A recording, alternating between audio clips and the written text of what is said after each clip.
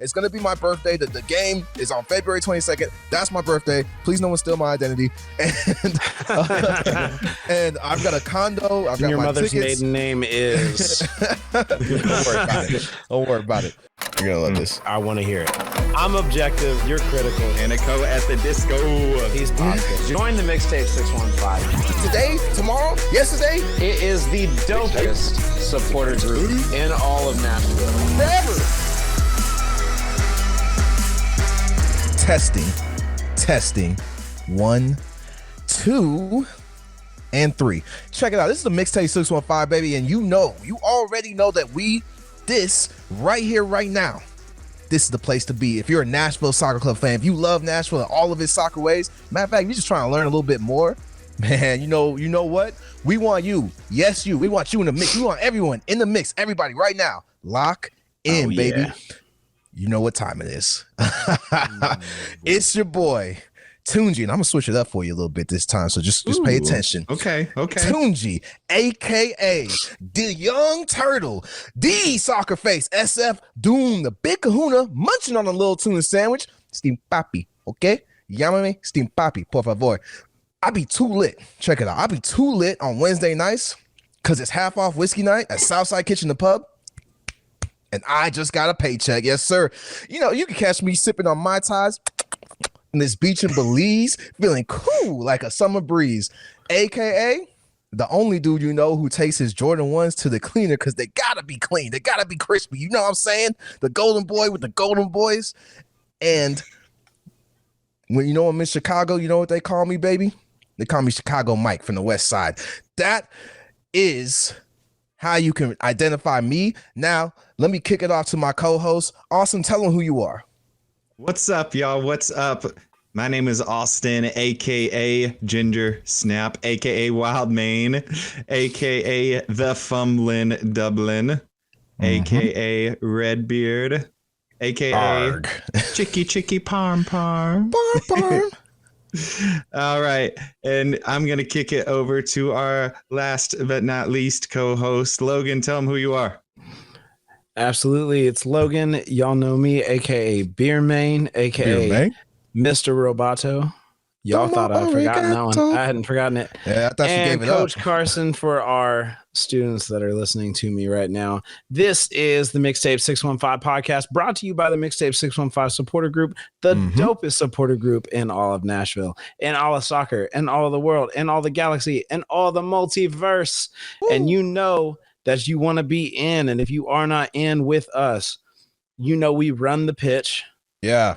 We run this pitch. Run that thing. Absolutely. And we want you in with us. The easiest way to jump in with us is to go to mixtape615.com. That is mixtape615.com. And you can jump in, join us there. Our 2024 season is already ready to go. We want you guys jumping in with us, getting involved, coming to the tailgates, the watch parties, getting the scarf. We got those designs finalized. We are excited about getting those nice. in. Looking nice. We are excited about having you guys join us on that. And it is the best. Also follow us on all of our socials at mixtape615.com. And you can also watch this on our YouTube page at youtube.com/mixtape615pod. Yes, sir. Mixtape 615 pod, or if you're searching on YouTube at Mixtape 615 pod. We want to have you guys join us. We are excited about a brand new year coming in, a brand new Happy New Year. Oh, yeah. Happy New Year, dude. Happy New Year. It's been a while, man. And it's at least been since last year. Yeah. But it is exciting to see you guys again. It is exciting to have you guys joining us and listening. We are excited to have all of that going. So we do want to go ahead and start this off with a wonderful welcoming party. Let's roll out the red carpet, because Nashville SC, the gold carpet. That's it, baby. Ooh, Nashville SC. Yeah. I don't know if someone up there in transfer heaven was just looking out for us, or listening to us, and free agency heaven was just, but they sprinkled a little bit of magic on the Nashville SC When did we sign this young man? The young man I'm referring to. It's been a few days. Okay, so it's pretty fresh. Tyler Boyd, y'all. We broke some hearts in LA. We just a reaction from LA fans. I was sitting there drinking those tears, man. I was like, yes, give me that. Tyler Boyd. If you don't know, well, now you know. Nashville SC has signed an amazing, super fast, super aggressive, super goal contributing. He may not be Super Sam, but he's still super in my book. Tyler Boyd, guys. This guy is our first Kiwi. This man is from New Zealand. He has spent some time in the with Besiktas, I believe. I'm not saying that correctly, JK, in the Turkish Super League. So he spent some time over in Europe. That's a big deal. What did we get? What did we do? All right. So we got Tyler Boyd. We gave an LA Galaxy $775,000 in pretend money. That GAM. We gave him 150 in general allocated money. No. We gave him $775K. Not 100. We gave him that plus 2 international roster spots and two international roster spots. Now you guys should know this about me. I honestly don't care about those international roster spots. I do care about GAM, but that's just because MLS makes us play by funny rules, right? GAM and TAM and all that. We'll probably be posting some content about what that is. So if you don't know what that is, look out for it. But that's what we gave up, and we did talk about it. We made some moves, and we weren't sure what we were going to do with that GAM money. Well, we went ahead and bolstered our attack. We added more speed on the wings. This guy, thank goodness. I know. Last year for the LA Galaxy, 7 goals, 4 assists. That's 11 goal contributions. Not only that, but he was integral to the attack. He had all 34 matches as a player. Oh, so you're telling me he's got some meanness bones? This kid can last a season? He can last a season. Let's hope our trainers don't injure him and put him up, but he can last a season. Oh my gosh, that is exactly what I wanted the trainers. Yep. That's what we needed, man. We spent so long last year, almost every pod, just talking about how we don't have the tools, or even doesn't even look like the skill set to create chances. Well, that is what they did when they brought him in. We've already talked about some of the other moves, but I think this is the move. Gains. This is the move right here that is going to make a change. It's going to free things up for not only Hani, not only Sam, but also for Jacob Staffelberg, right? Like, now you have 2 guys on the wings who are fast, lightning fast. Logan, tell me a little something, man. Does first off, do you like the fact that we signed Tyler Boyd? Do you think that he is someone that's going to make us a better team overall? I do. I think I'm really excited about the Tyler Boyd add-on to our team. It's really it's really going to force the attack. We've been playing this press counter. We've been playing this sit back and park the bus mentality. I feel like our strategy is changing this year. When we signed Mackenzie Gaines as a strong winger, that's a great signing. Another fast guy. When we signed a solid number 6 in Drew Yearwood, that's exciting. I'm excited about having somebody who can truly just put the ball to the front, and that's what we need. From everything that I saw in his highlights, from everything I saw from him last year, and then now we've signed another aggressive winger on the side in Tyler Boyd, who contributed more goals than Fafa Picault did for us in that same position. Almost double the goals Fafa gave last year. Yeah. He had 11 goal contributions in total, 7 goals himself, which is huge, and he gave 4 assists, whereas Fafa Picault 5 goals, solid. Not gonna be upset with that, but only 1 assist. It's not selfish ball from him. It is. I definitely don't think so. Attacking ball from him. Yeah, and so that's what I'm excited about when it comes to Tyler Boyd. I think it's going to bolster our team. It's going to bolster our attack.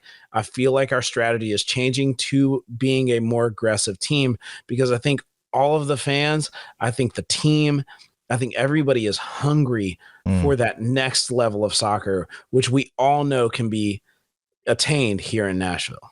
It needs to happen. It needs to happen now.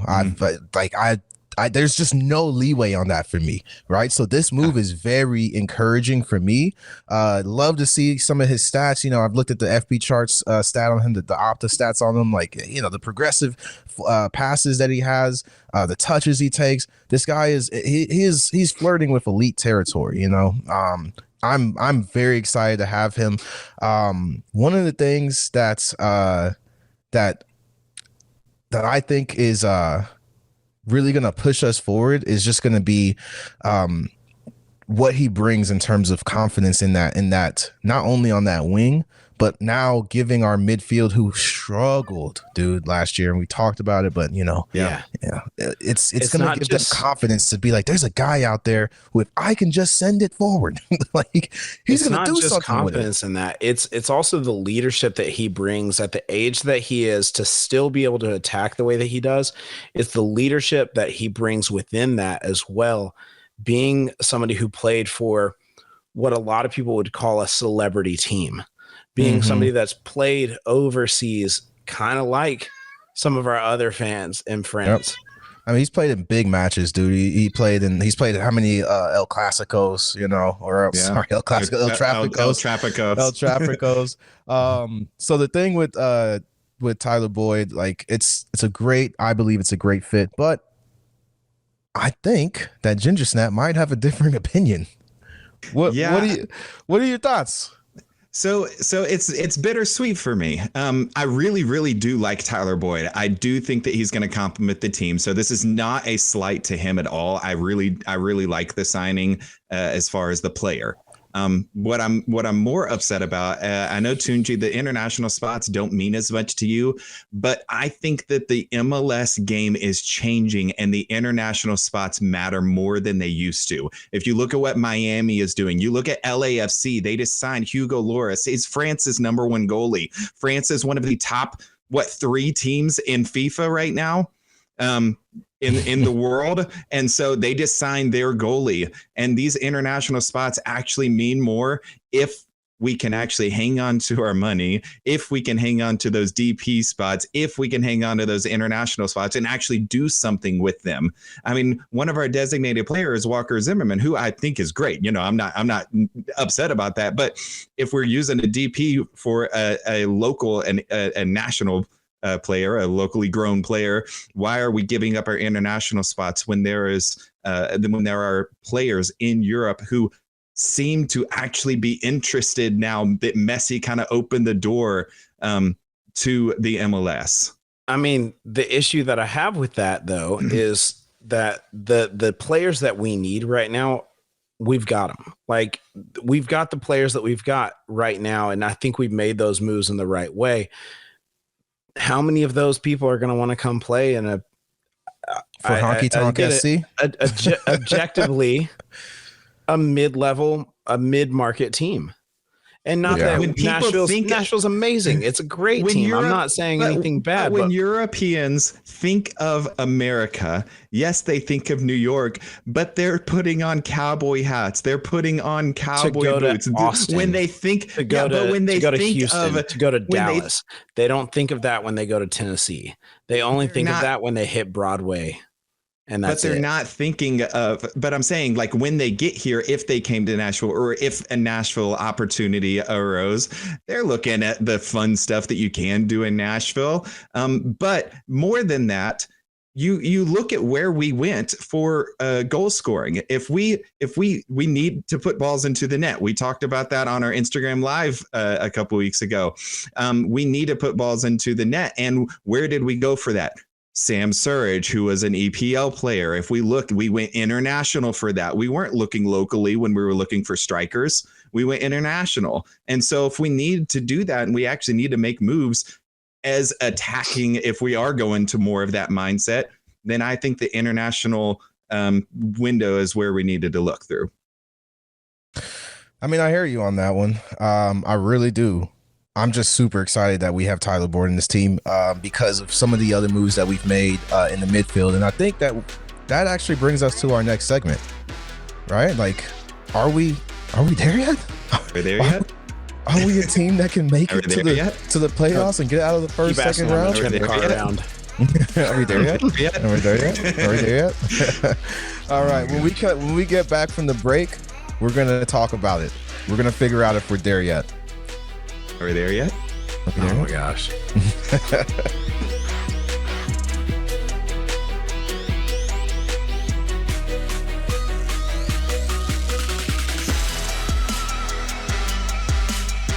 Welcome back, everybody. Thank you guys for sticking with us. We're so excited that y'all are listening in.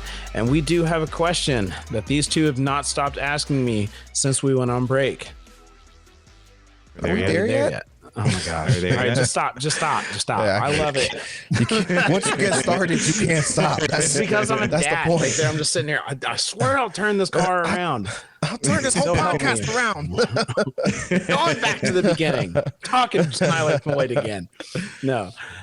We are going to ask the question, are we there yet? Do we think we have everything we need, where we were last year, where we are currently, where we want to be in the future? Is everything in place? Are we hitting that stride? Are we down that road the right way? And that's a really good question. So Tunji, with where we ended last season to where we are currently, what do you think of the moves that we've made during the offseason? And do you think that those pieces are the right pieces to put in place? Great question. The moves that we've made based on where we ended have definitely addressed the biggest gap and concern I had.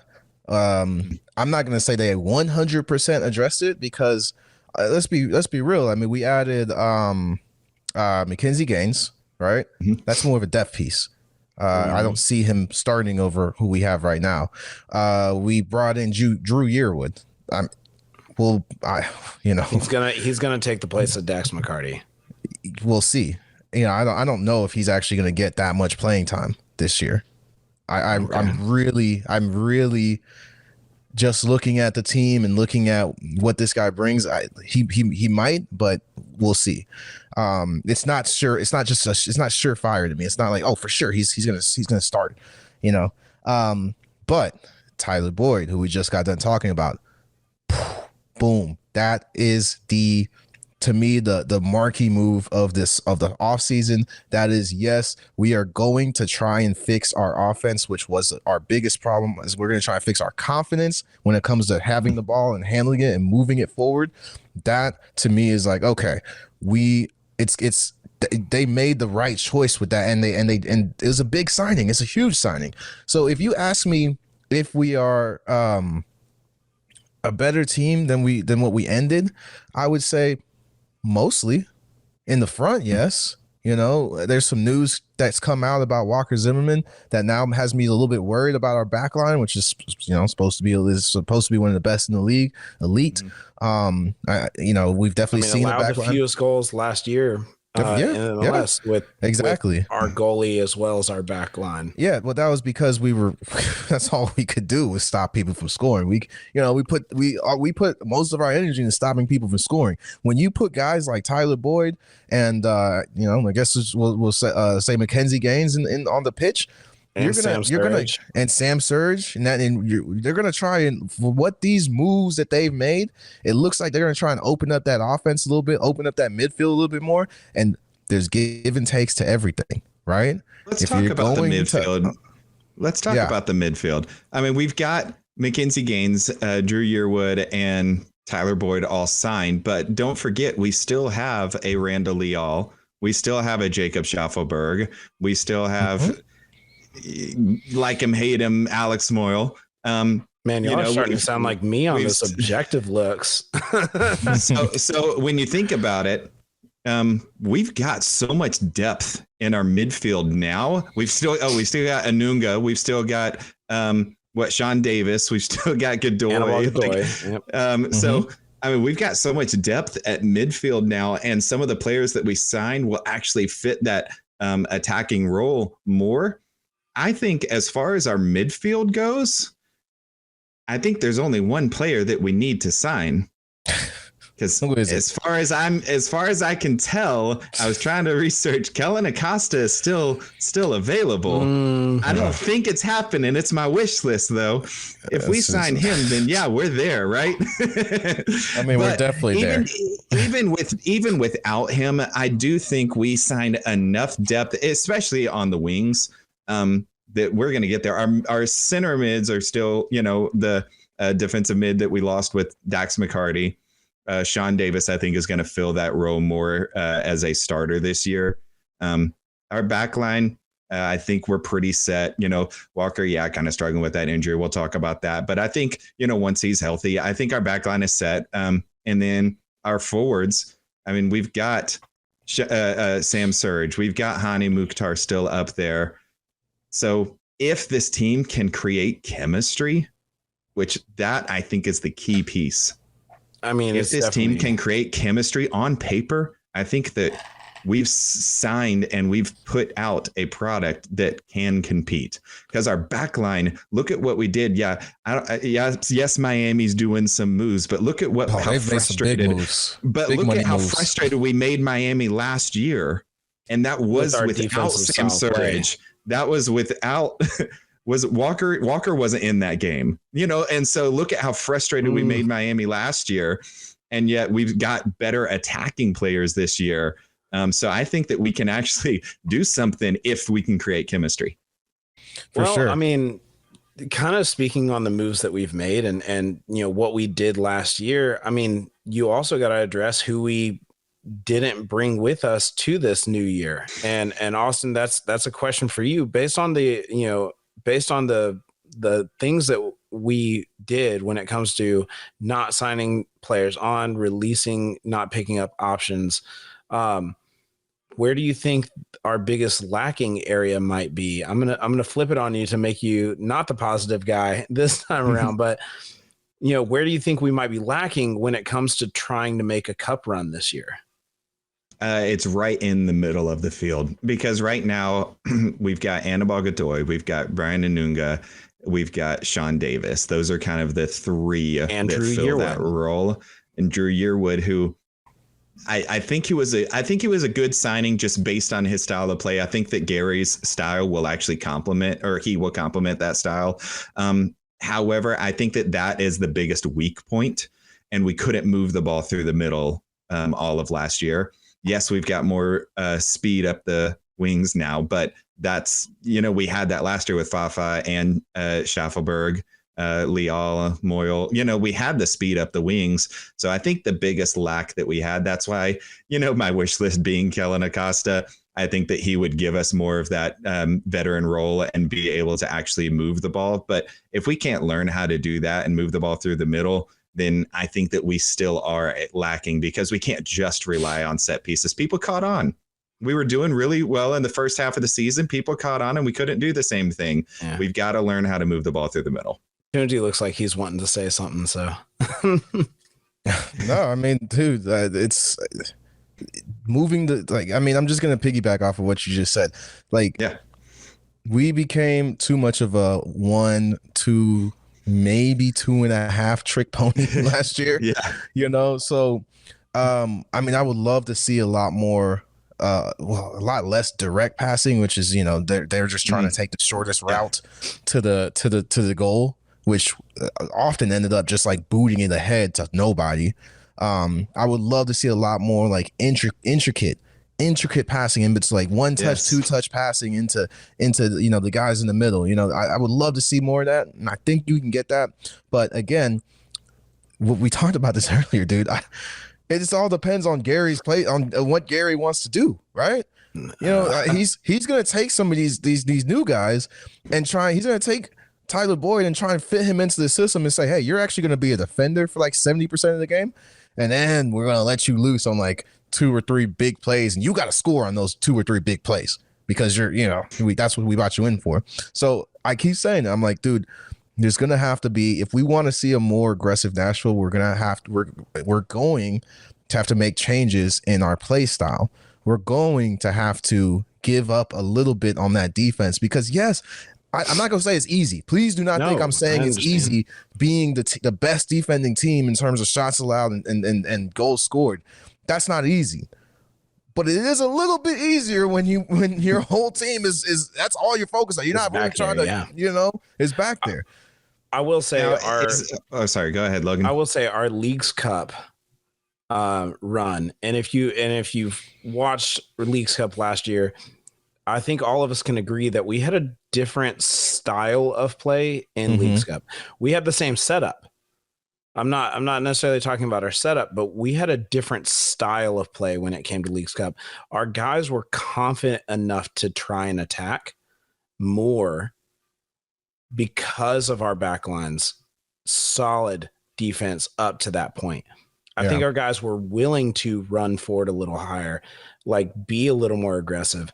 And I think based on what we've, let go, what we've gotten rid of, and then what we've actually signed on, it feels like they want to start with that confidence, that mentality. At least that's what it looks like to me. Do you think that that's a Gary shifting his mentality and his style, or do you think it's going to come down to the players and them kind of taking the game into their own hands? That's a great question. I think it might actually be a little bit of both. If you look at the way that Gary kind of talked about things, he kept referring back to Leagues Cup play. In the second half of the season after Leagues Cup, he kept referring back to our We never went form. back to that. But he kept referencing it. He kept saying, we need to get back to it. He kept saying, this is what it should look like. I think we are feeling it. And there were one or two bright spots where it did feel like they started to go back to it a little bit. The Kansas City game? I mean, the Kansas City game was a huge one. But that was the only game outside of that. You guys keep talking about that. Look, I feel like, we had great form in Leagues Cup, but here's my thing. Leagues Cup felt like, at least the way I saw it, those guys were fighting for their lives for whatever reason. Like, I don't know why they took it upon themselves to play lights out during Leagues Cup, but they did. Now, if you want to talk about like are we there yet? I feel like yes, we've gotten the right pieces, right? We've gotten some great pieces. We've given ourselves depth where we didn't have it last year, so we should be able to do all these cups and all these different competitions. We have somewhere close to what we need there. Here's the last piece. Here's one of the big pieces that I need to know, and I don't think we'll know this until CCC Champions Cup starts. And we've talked about it a little bit. Are we going to still stick with that same formation? Are we going to still stick with that 4-4-2? 4-4-2. I'm going to go out on a limb here and say I might actually want to see, with these new pieces, I might actually want to see a little bit different formation. Now, this one is never used, right? The 5-2-1, the 5-2-1-2. No one ever uses that. Like a 3-1-5 or something, or 3-5-2, something like that. Like that's something I would be. Those are two formations. I'm like, okay, the 5-2-1-2. We've got the players in the midfield to be able to do it. We've got so many. Well, to me that this is not a formation that a lot of people use, but that 5-2-1-2 is what it gives you is crazy attacking potency with these two. You put this new forwards, wingers, you put Sam and Sam and Schaff or Sam and Tyler Boyd up front.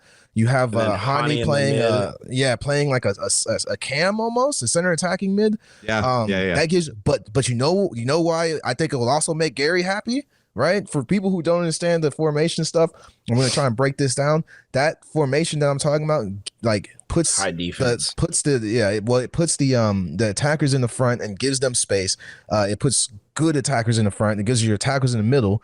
It also gives you attacking running backs on the outside. Exactly, the right with the wing backs. So it gives you 5 guys in the back to now shore up the line, right? Which would be a great place for Schaffenberg to play, because he tried to play that a lot last year and kept finding himself so what you're saying is you can have Tyler Boyd. You can have Tyler Boyd and Jacob Schaffenberg on the field on the pitch in the same time, right? It would also give you that option for Schaffenberg and Tyler Boyd on the pitch at the same time on the same line, which would be huge. Yeah, just give you. So this is what I'm saying. Like we might have made some big moves, or we might have made some moves that we should have made that maybe took too long for us to make them. But like without changing the way that we played, I don't know necessarily if we're going to be that much of a better team.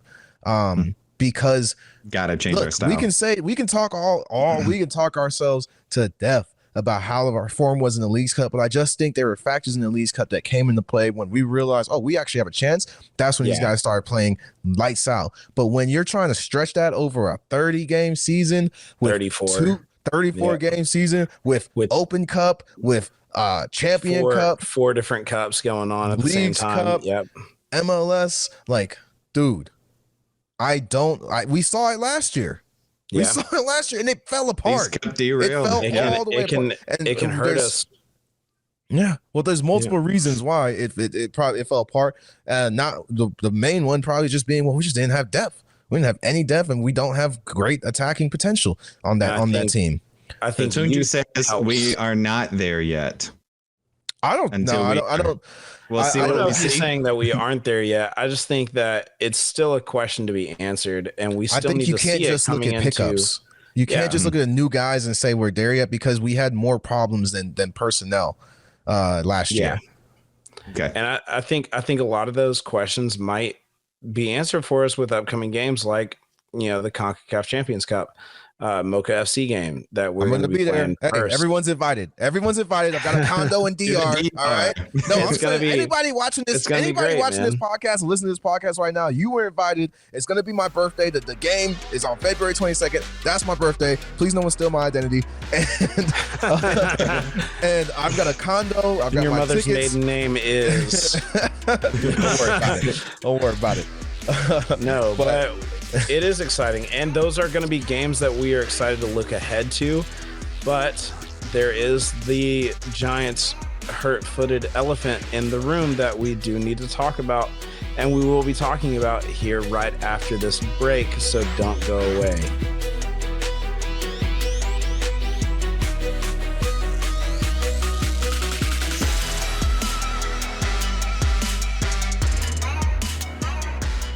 All right, and we are back, ladies and gents. Welcome back to the Mixtape 615 podcast. We here, we ready, we rolling, we rocking. It's a new year, how we do. We ready for the season. But one big thing that we need to talk about prior to the season is this Walker Zimmerman injury that's kind of been lingering since the end of last season. He played through this Achilles. We saw Greg Berhalter actually mention that is the reason he didn't get called up into the U.S. men's national team January camp, which, hey, shout out to Shaq Moore getting called up to U.S. men's national team. Big shout out. I was worried for this man after the World Cup. I really was. That was not a good look for him. Hey, I'm proud of him for sticking with it. I'm proud of him for showing off as much as he did this last year. And I'm proud of Greg Berhalter and staff for being able to see it and give him another shot at this. Mm-hmm. Yeah. Well, we saw a tweet from Ben Wright, who's Broadway sports media, Broadway, Tennessee. You can see it actually says that Greg Berhalter says that Nashville SC's Walker Zimmerman has been in a boot up until the beginning of January with the Achilles injury he played through for most of 2023, which is why he wasn't called up for this camp. And so let's talk about that. He was out for a lot of the season last year with injury. He's, and I know you talked about, a little bit worried about our backline. Our backline did step up. Jack Mayer had a game or two where he didn't look great, but then he kind of got into his form, got used to being a starter, got his confidence, and looked really good, especially against, Leo Messi, frustrating him that game in Miami. But Walker Zimmerman we don't know, possibly not being available for the first leg of the CONCACAF Champions Cup, and then possibly not being available for the February 25th season opener. Logan, what does that look like for our team if we go into the DR without Walker Zimmerman? I mean, honestly, I think we're still going to be okay. I think that we have two solid men that can step into his role. We have Lucas McNaughton, who's currently healthy. And we have a Jack Mayer that has shown us that he can handle that back line, even as young as he is. And I'm excited about that. I'm excited to see both of those guys in action together, because we didn't get to see them play together a lot last year. At least not on the same line at the same time. I think that'll be fine when it comes to the role there. Walker has battled injuries kind of his entire career. He had a lot of hamstring issues in Dallas. He has been fighting this Achilles issue, this year, as well as knee issues and or lower body issues in general. That's been a fight for him his entire career. But I do believe that we will be set in an okay area with our younger and, solid play together with Lucas McNaughton and Jack Mayer. Yeah. Do you think that, Tunji, I'll ask you this. Do you think that Josh Bauer has any playing time before Walker gets back? Because right now we're kind of uncertain on a timetable. I'll give you a timetable. He didn't look terrible, but no. Okay, I'll give us a timetable. Here's the thing, right? We've been talking about Walker Zimmerman being in the boot since the end of the season. What was that, November? Yep. Yeah, it was the end of November, right? November 7th was the last. Okay. Up to early January, which we're still in as of recording. We're January 9th. What was that, about 2.5 months? Close to 3 months? You think he's good to go? No, I don't know, because about this 2 months now. About 2 months. Okay, so here's why I say this, right? This man has aggravated this injury and just that entire area of his body for the last year, right? Mm-hmm. Like, it's just been an ongoing thing. So he actually has never really given it the time to rest. And to me, it sounds like this is that time. That's true. Now, what do we know about Achilles injuries? Just from what we've seen, and in the rest of the sports world, it takes about 6 months out for the entire. Yes. I mean, Aaron Rodgers out for the entire year. I mean, he played 30 seconds in the first game. Yeah. But they said, well, he thought he was going to come back, but that's neither here nor there. Yeah. It takes about 6 real months of just staying off of it, man, for him to get back to just being able to use it at the elite level that he uses it. So how long was Kobe out whenever he had his Achilles? I mean, R.I.P. Kobe. We love come you. on, man. We talk about the Mamba, man. We talking about the Mamba, bro. But he was out for a while without he was out with for a minute, his Achilles injury. He was out for, but he also got We've like seen some of these big name sports members. Well, no. That was at towards the end of his career. I was thinking about when he had the knee thing and he did the PRP shots and that type of stuff. Yeah, so that really helped. But here's the thing: I think Walker Zimmerman is going to have to be in that boot for a little while longer, and I think it's going to go past February. That's what I think, because I need him healthy, man. I don't need him just good enough to play. It's just doesn't work like that anymore at his age. I need him just give this man a rest, dude. Let him rest. And you know what? See. You know what I think, dude? You know what I think? Go ahead. I think, if anything, this is a time to call up Joey Skinner and see what he can do. Hey. Now he plays more of a fullback position, so he'd be up there with given either Shaq Moore or actually I think he plays on the left right back, but or left back, so he'd replace Lovitz over there. However, I'd love to see it. You know that's my boy. I'm just saying, I'd love to see Joey like, Skinner get his chance. Let Walker Zimmerman rest, man. Yeah. Let the Achilles heal before we start trying to bring him back in February. Maybe he's there. I don't know. I mean, hey, I honestly don't know, but I know how long it takes to heal from an Achilles. Especially if we play this high attack, kind of style. I think we might be able to get away with, not necessarily having a bad back line or anything like that, or even a subpar, but I think we can get away with having a guy out for a little bit longer than we would expect. I think those guys will be fine back there with the way that they play.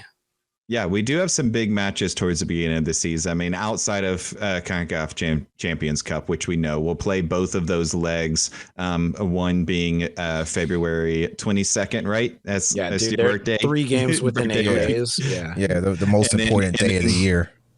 and then February 28th, you know, so both of those he'll if he's not good to go, if you think he needs to sit out, do you think though he'd be back by March 23rd, which would be playing his old club LAFC in LA? You think that he's there for that party? Goodness, man.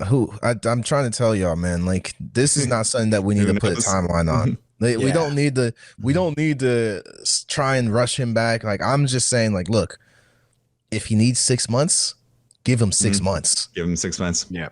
Just give it to him, man. I don't want to get into this position where we're in the middle of the Leagues Cup and we see him go down and now we're scrambling to figure out how to replace him. Like, let's take the L's in the beginning of the season if we need to, right? Yeah, honestly, I know you want to start out strong. We started out strong last year. And what happened?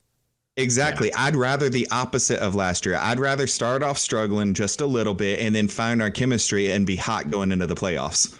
Yeah, it's already going to be a struggle for us going into this year because of all the changes that we're going to have to make and that we have already made. So yeah, it's going to be a little bit of time for us to figure out that. But I will also say that we did hear, and this is not a rushing Walker. This is not we need him back sooner. But we did hear that they are trying some more experimental training side of things to keep guys injured or keep guys from getting injured in practice. Keep guys injured. Yeah, keep guys injured. That's been the case for the last 4 years. How can we injure our guys more? No, but, that's the old training staff. No, but they have been using more experimental methods of training for rest, for recouping, to get people off of injury faster and to keep them off of injury longer. And I think that's just an overall soccer world thing, right? Like that's happening in every league. It hasn't been the way that we've used it in the last year. Let's look at this. You've seen these players, and this is just the sports world that we live in general. We've got better nutrition. We've got better training facilities. We've got more research, more science behind it. We've got better strength training. And yet we are seeing more and more players across the sports world getting injured. You just had big names. You know, we mentioned Aaron Rodgers. How often let's keep it in the soccer world. How often has Neymar gotten Kevin De Bruyne? Exactly. Kevin De Bruyne, Neymar. How often has they gotten injured? Recently in the NBA, Ja Morant just came back. And I think that, you know, we're seeing more and more KD. How often has he been injured? It's the nature of the beast right now. You know, we're in a place. Is it just a faster sport, like in general, just across all sports, or what's going on with these injuries? The answer is simple. And you know, as much as I'm guilty of loving seeing more games played, that's the problem. We're putting too much on these young, like, especially in soccer, the stats are out now. Like, your prime is usually around your 23 to 25 or a little bit younger. It's just getting younger all the time. But like what's happening is now we're overloading those young bodies that can't necessarily take the damage with more and more every year, more and more games, Leagues Cup, Open Cup, CONCACAF. Now people want to add Libertadores to that. Like, what are we doing? You know what I'm saying? International call-ups. So that's what it is. That's just what it is, right? So it's too many games. Too many games on young bodies, old bodies, doesn't matter what it is at this point. We're just overworking these players. So that's why I say give Walker a break. Let us take the hit in the beginning of the year to make sure this man can get us through the hard part of the year. Right? I'd love to start off strong. Love starting off with W's, with 3 points here, there, everywhere. But you know what I hate even more than losing in the beginning? Our season being over by the middle of the season, by June. Our season being over by August.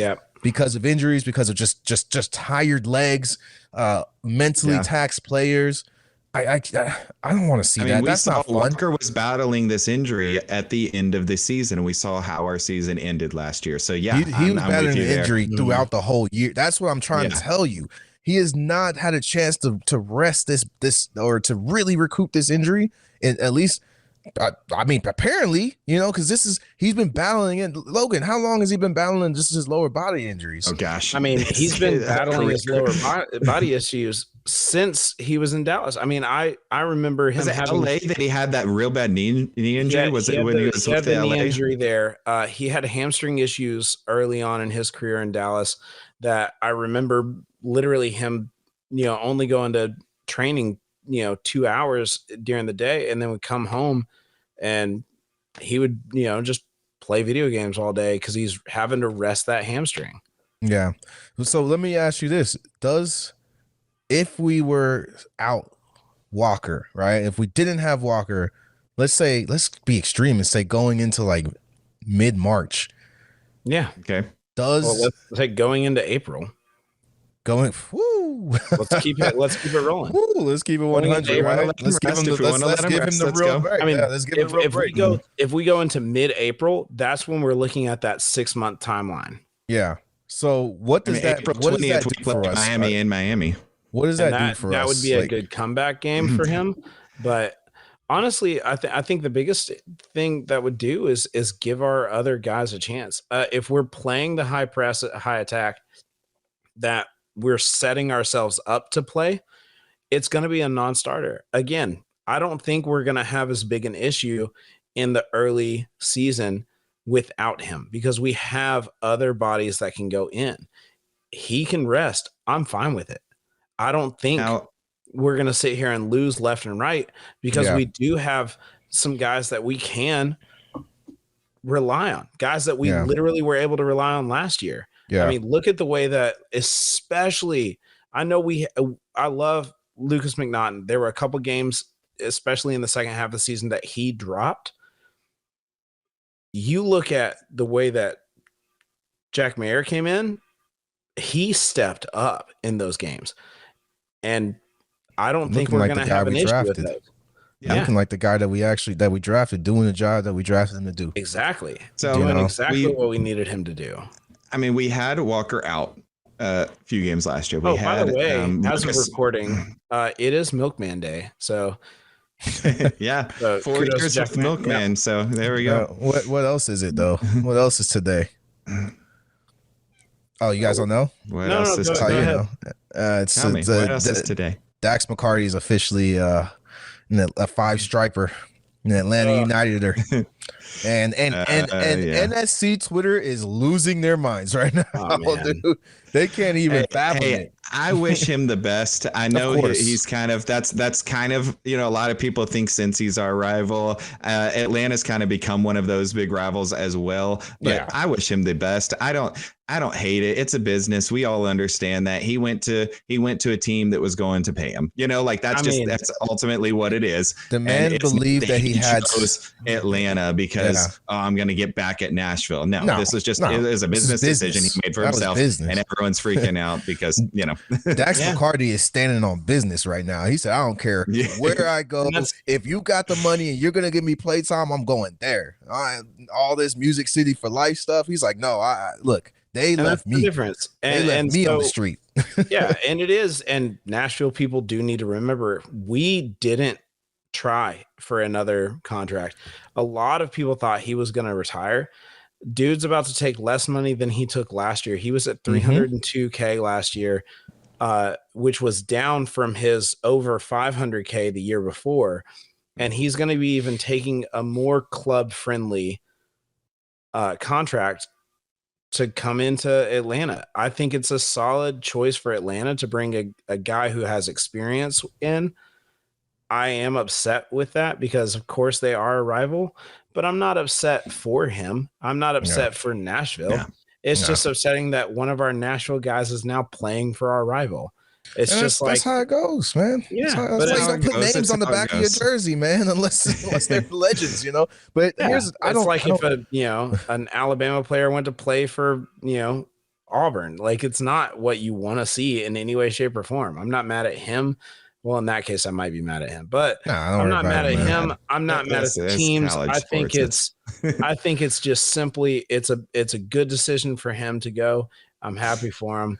He's in my in memoriam section for tonight. Yeah. Look, I don't care either. Sorry. I don't For care this that he went to song. Atlanta, dude. I really don't. Yeah. Because at the end of the day, I said it in the beginning, this is the year. This is a big year for Nashville SC, right? Yes. This is a year Yeah. that's gonna make it's gonna make or break wherever some people keep their season ticket passes. Let's just be real. Oh, easily. You know what I'm Easily. saying? So like what I said it before, whatever changes you have to make, Nashville SC, Gary Smith, Mike Jacobs, make those changes. If that means sending Dax away, with giving him the suitcase, giving him the boot, like I'm sorry, dude. I need silverware this year. Oh yeah. Yeah, I absolutely. need silverware in one of 4 places. Yeah, people just getting distracted. They're just like, oh, he's over there playing in Atlanta. I wish he went somewhere else. Do you focus on Nashville SC right now, Yeah. man? Focus on what we're doing, right? Like, We gotta do us. do you honestly think that keeping Dax McCarty on the roster made us that much better of a team? You Not honestly at think giving him minutes right now makes us that much better team? I think having him in the locker room makes us a better team, right? Yeah. For sure. Yeah. Which is why I said, and you guys both know, I've said it several times, but I wish we would have signed him on as a player coach, if you will, and gave him more coach time than playing time. Yeah, I mean that's the right way. But if people are out here thinking that like he was gonna have a one last hurrah, I was like, that was his last hurrah. League Cup was his last hurrah, and he did admirably. I commend. I was like, yo, hey, was it the thank Red Bulls you. game that he hit that solid? was that the Red Bulls game? No, it was because in whatever game that it was, second we half of won. the season. It was. No, It It was was the rebound. I don't think it was No, it was the one that New England. No, it was New England Revolution when he had that solid kick with it came off the top crossbar in. Yeah, That missile of a kick, Yeah, and I it's think beautiful. that was like the last thing he possibly There you could put go. on the Last pitch. hurrah. He That's the got last it. hurrah, Hey, man. we thank you for your time. Good Yeah. luck to you. But Nashville's gonna do what Nashville's gonna do. We're gonna see what they've got going this season. Yeah, wish him the There you best of go. luck in Atlanta. Yeah, Truly do. exactly. Truly That's- do, yeah. man. But hey, before we close, I just gotta give a shout out to my overseas team, Bayern Munich. They just lost Franz Beckenbauer. So in memoriam, as we're talking, true Bayern Munich legend. He changed the way. He was the king of the long ball. I mean, dude was incredible way back in the day. I mean, obviously I was too young to see him really play, but seeing the highlights and watching that guy, so we'll just give a big shout out There's to him. Franz Beckenbauer. There's if you are new to the sport, if you're trying to learn more, right? This is what we want to do. Obviously, we want to keep it Nashville SC focused, but there are a few people that you really have to like do your Google research, Google or whatever you gotta do your research. Franz Beckenbauer is one of them. Johan Cruyff is another one. I'm sure a lot of people that listen to us and watch this have watched Ted Lasso. We all know But do your Pele research. just passed away recently too, and Yeah. Yeah, it's been a couple of years. Yeah, it's been a little bit. but I'm saying in recent times, Yeah. like that's a guy you want to make sure these that are people who've changed the game, right? Yeah. So obviously, I'm just saying, do your research, guys. Like, this is what makes this more enjoyable. This is how you know where MLS is compared to everyone else. Like when you start doing the types of research like this and understanding who guys like Franz Beckenbauer are. Again, going back to Johan Cruyff, that's one of my favorite guys to research because I just think he's just on another level. It wasn't on another level when it came to the game. But yeah, man, this has been a good. What was this, episode 12?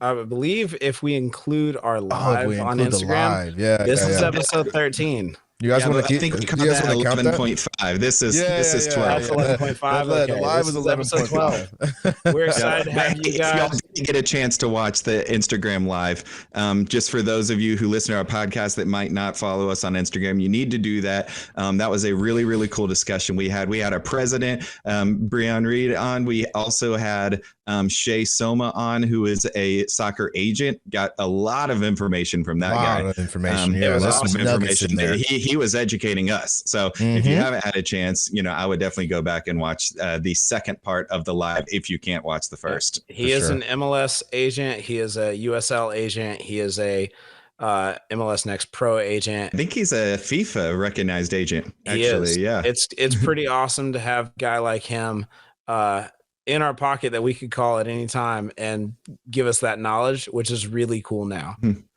Yeah. So, Well, well, Logan, close us out. I was about to say, I'm going to close this out because we do have dinner to get to. No, we do have to go. He hungry. We are excited to have you guys listening. Thank you guys again. Big shout out to Doug, our producer. We would not be able to do this without you. We say it every week, and it is more true each and every week. We do want to thank you guys for joining us. And if you've not gotten the chance to actually join us in our supporter group, we want you to do so. It is mixtape615.com. That is mixtape615.com. You know, we're going to be running this pitch. We want you with us on that pitch, jumping in, just showing out, stepping up, yelling loud. We want you guys with us in that. We want you guys with our tailgates. We want you guys at our watch parties. Join us there. Also follow us on all of our social medias at mixtape615.com. That is at mixtape615.com. If you're listening to this podcast on all of our podcast apps that are available, you can also check out the YouTube. It's youtube.com/mixtape615pod. That is mixtape615pod. We are excited to have you guys with us. We're excited to have you guys keep rolling, keep it coming, staying in the mix. And until next time, we do want to say Mixtape 615 signing out.